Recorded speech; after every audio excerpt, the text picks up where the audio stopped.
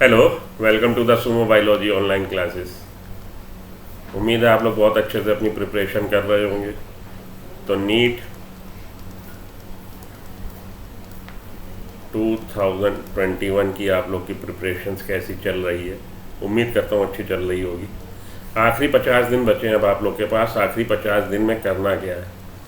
तो ये last lap है आपके 800 स्प्रिंट का, और ये बिल्कुल लास्ट लैप में हो आप लोग। आखिरी 50 डेज बिल्कुल डिसाइडिंग हो जाएंगे आप लोग के लिए। जैसे लास्ट लैप 800 स्प्रिंट में आप लोग के लिए उसी में क्लाइमैक्स आता है, और ये लास्ट 50 डेज ये आपके लोग के लिए बहुत इंपॉर्टेंट है, क्योंकि इसमें अपनी नर्व्स पे कंट्रोल करना बहुत ज़रूरी है, अपने पे कॉन्फिडेंस बनाए रखना बहुत ज़रूरी है, और सिस्टमेटिक अप्रोच करना बहुत ज़रूरी है।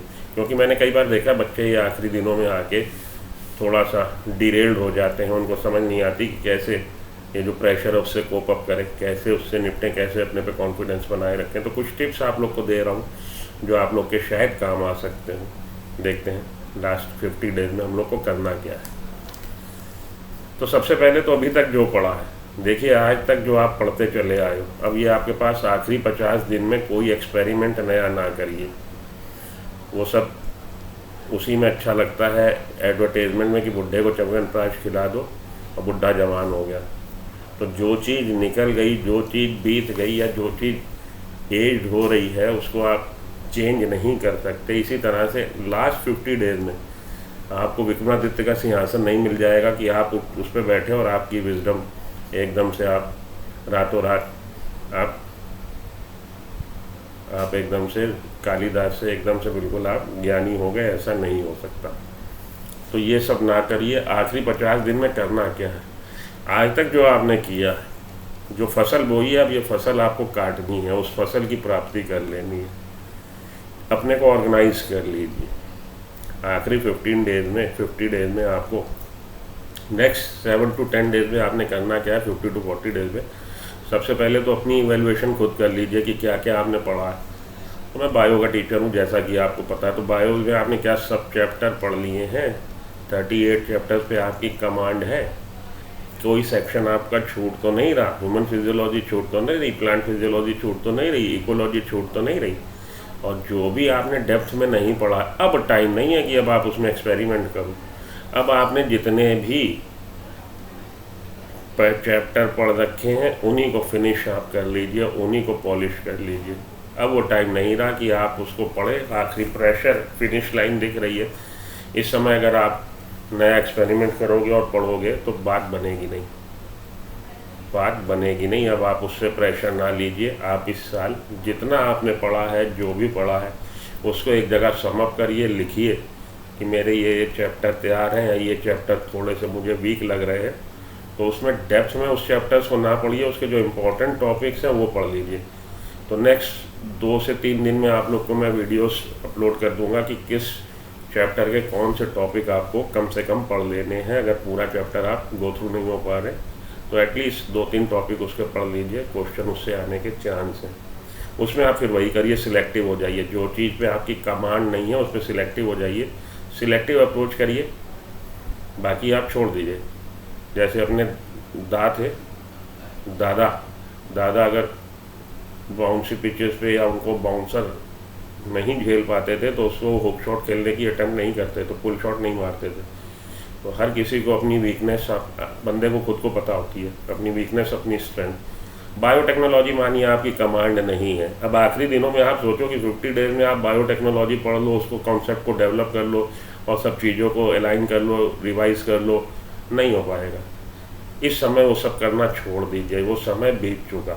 अब समय ये है, ये आखिरी दिन। जैसे आपको पता होता है कि आपके कज़न की शादी, आपको दिल्ली जाना है, आप परचेज़ करके ला रहे हो, मेकअप किट भी ला रहे हो, अपने ड्रेसेस भी बनवा रहे हो, उनका भी साथ के साथ कोरियोग्राफर से भी आप ट्रेनिंग ले रहे हो कि मुझे परफॉर्म करना है।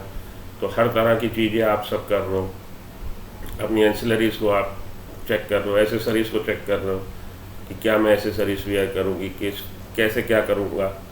ये सब बातें आप देख रहे हो। और आखिरी दिनों में पैकिंग में सब चीज़ें कायदे से अरेंज हो जाए, आपका एक रोड मैप तैयार हो कि भाई रिंग सेरेमनी में मैं ये पहनूंगा, रिसेप्शन पे ये मैं कैरी करूँगा। तो ये सब बातें आपके दिमाग में पहले ही एक आइडिया जैसे आप बनाते हो, सब चीज़ें सिस्टमेटिक ढंग से, लास्ट समय पे पैकिंग करने पे कुछ ना कुछ आप घर भूल जाओगे। वही चीज़ यहाँ पे अप्लाई कर लीजिए कि लास्ट समय में अगर आप कुछ पढ़ोगे तो डेफिनेटली वो बैकफायर करेगा, उससे फ़ायदा नहीं होगा। फ़ायदा वो है जो चीज़ें आपने आज तक अच्छे से पढ़ ली है, अगर उसमें पॉलिश की ज़रूरत है आप उस पर इन्वेस्ट करें, उनको अच्छे से पढ़ लें, उसको पॉलिश कर लें। नया कॉन्सेप्ट डेवलप करने की, अगर आपको C4 साइकिल C3 साइकिल नहीं समझ में आया, फोटो रेस्पिरेशन नहीं समझ में आया, तो अब ना आप उसमें करो उंगल, उसको रहने दो।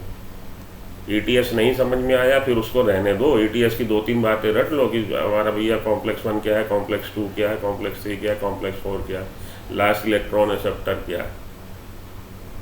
उसको आप कायदे से डिटेल में पढ़ने की कोशिश, वो समय निकल चुका।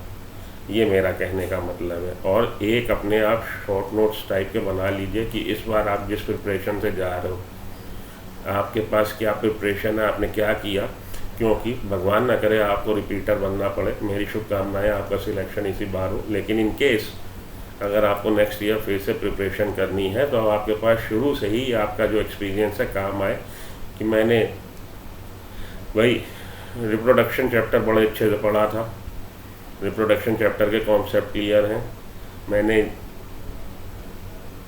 ह्यूमन हेल्थ को बड़े अच्छे से पढ़ा था, वो कॉन्सेप्ट मेरे को क्लियर है।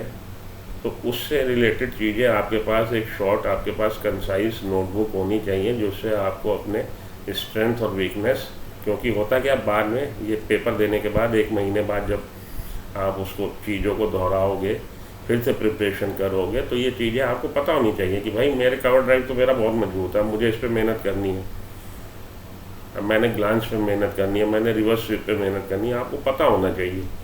वही चीज़ यहाँ पे अप्लाई कर लीजिए कि आपको पता होना चाहिए कि किस तैयारी से आप गए थे, क्या तैयारी आपकी थी, कहाँ पे आपको पहले ही वीकनेस लग रही थी और कहाँ पे आप उसमें गच्चा खा गए। अगर नहीं होता तो वैसे तो मेरी बेस्ट विशेज़ है आपका सिलेक्शन हो, नहीं होता तो उस चीज़ की आपके पास फीडबैक हो कि भाई कहाँ पे आपको ऐसा लगता है दिक्कत होगी, बैठ के सोचिए, समझिए और उसको चलिए।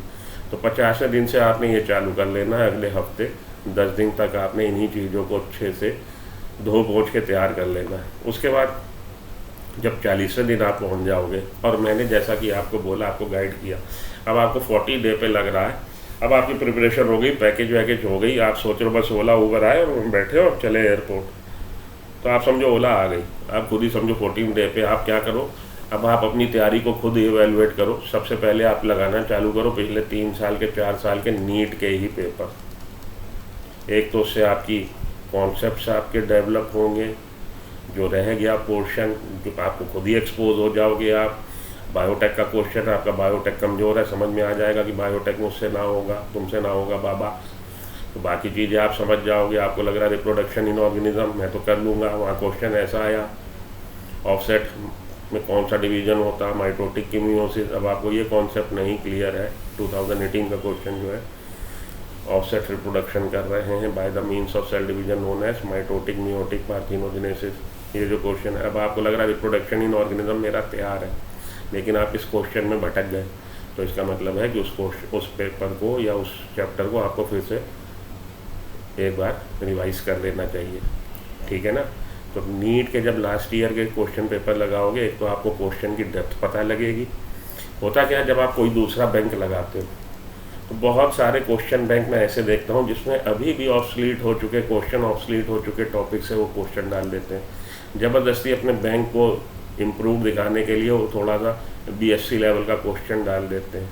कतई ना डिस्टर्ब होइएगा, और ख़ास तौर पे ये आपको दिक्कत मिलती है गैलन और पाताल में।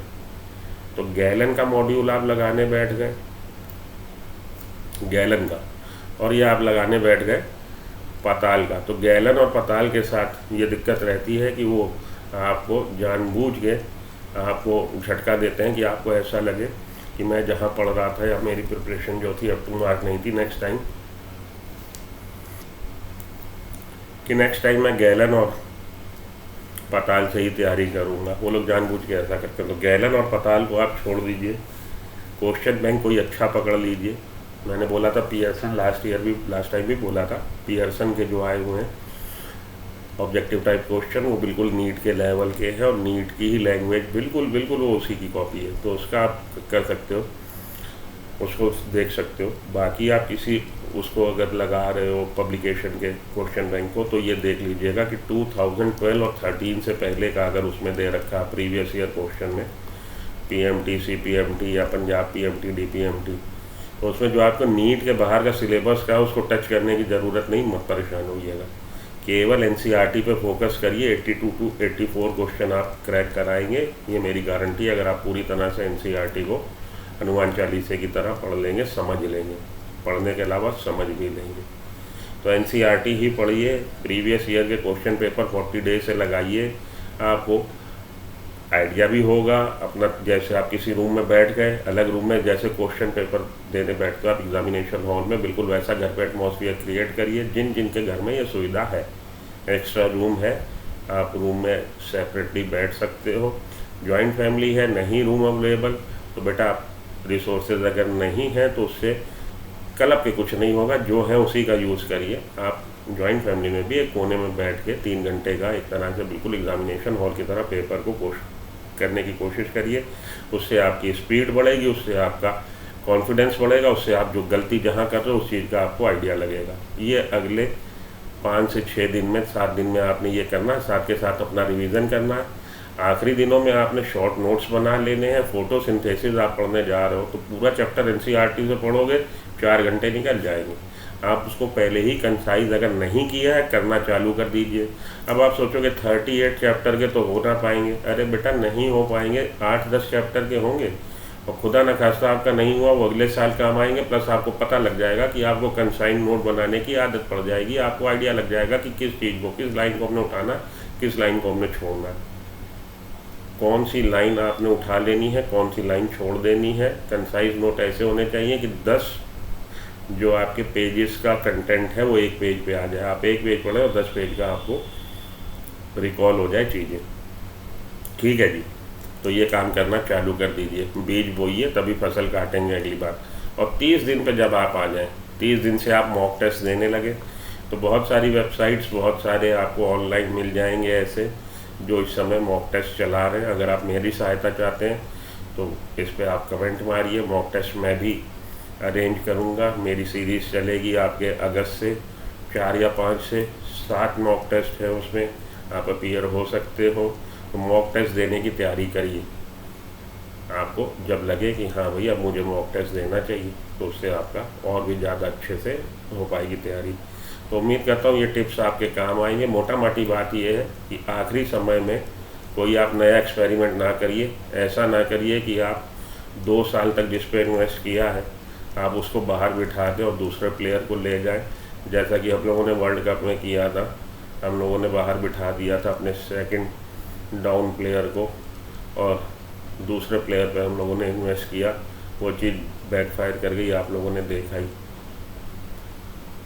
राइडू को हम लोगों ने, अंबाती राइडू आपको पता ही होगा, अंबाती राइडू कंसीडर किए जा रहे थे फॉर सेकंड डाउन, लेकिन आखिरी दिनों में उनको हटा के दूसरे को लिया गया। तो ये ना करिए। जो आपने पूरे 8-10 महीने से पढ़ रखा उसी को पॉलिश कर लीजिए, उसी घोड़े पे दांव लगाइए। आखिरी समय में घोड़े को ना बदलिए। डर्बी की रेस ऐसे नहीं जीती जाती एक दिन में। रोम एक दिन में नहीं बना था, इसमें भी आपको 2-3 साल बिरले होते हैं जो एक दिन में फर्स्ट अटैम्प्ट में निकाल लेते हैं। तो आप अपना इसको फर्स्ट अटैम्प्ट मानिए और उसको उस हिसाब से तैयारी करिए। तो 50 डेज से आप ये करना, 40 डेज से आपने नीट के सॉल्व पेपर, वही नीट के प्रीवियस ईयर के पेपर लगा लेने, और 30 डेज पे आपने मॉक टेस्ट देने लगना। फ़िलहाल के लिए आपको ये बता के जा रहा हूँ, नेक्स्ट में मिलूँगा आपसे 30 डेज जब रह जाएंगे तब आपको आगे की कहानी समझाई जाएगी। अभी आप अगले 20 दिन तक ये दवाई खाइए, सुबह शाम सिर दर्द की गोली, आपको राहत मिलेगी। अपने पे कॉन्फिडेंस बनाए रखिए, कॉन्फिडेंस ना लूज़ करिए। 15 लाख बच्चों में सभी आप जैसे हैं, केवल 1-2 हज़ार ऐसे होंगे जो एक्स्ट्रा ऑर्डिनरी हैं, सब आप जैसे हैं। बस ये है किसने टाइम अच्छे से मैनेजमेंट कर लिया, किसने अपनी नर्व्स पे कंट्रोल रखा, किसने चीज़ों को समझ लिया। अपने पे कंट्रोल रखिए, पैनिक ना होइए। लगता है आखिरी दिनों में, लगता है, मुझे भी लगता था जब लास्ट डेज होते हैं ना, मुझे तो कुछ नहीं आता, मुझे तो कुछ नहीं आता। इसकी जगह आप ये करिए, मुझे तो आता है। मैं कर लूँगा। अपने मन में सेल्फ कॉन्फिडेंस और ओवर कॉन्फिडेंस में फ़र्क है। ओवर कॉन्फिडेंट ना होइए, सेल्फ कॉन्फिडेंट होइए कि मैं कर लूँगा, और अपनी नर्व्स पे कंट्रोल रखिए। तो मिलते हैं ब्रेक के बाद। Till then good luck, goodbye. आप आज के लिए इतना। Thank you.